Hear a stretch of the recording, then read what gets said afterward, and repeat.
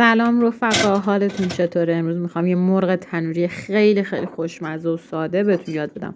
اول 2 تا قاشق ماست، سس مایونز، رب و چند تا دونه حبه سیر رو رنده میکنیم میریزیم داخلش.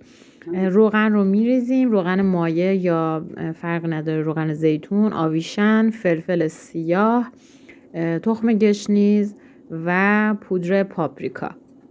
همه اینا رو مخلوط میکنیم به همین شدتی که میبینید، مخلوطش میکنیم و یه قاشق آب لیمو.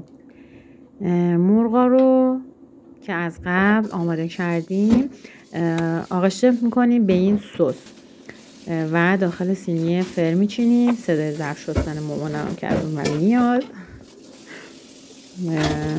بچه ها از این بعد هر کی کامنت بذاره هر چی که دوست دارید براتون درست میکنم و ویدیوشو ضبط میکنم.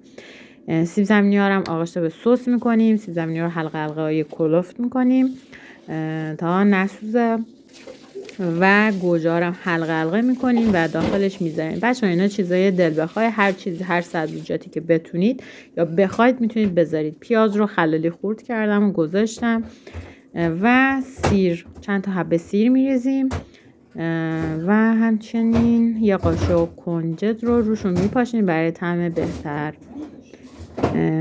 و اینکه این چیزای سیاهی هم که روش میبینید دلاله نمیدونم، من ریختم برای خوشمزه شدنش. شما میتونید نریزید و داخل فر میذاریم و 2 ساعت زمان میبره برای سرخ شدنش. به رخ کارو بگیر، ببین چقدر خفن شد. سابسکرایب، لایک یادتون نره. خدافظ.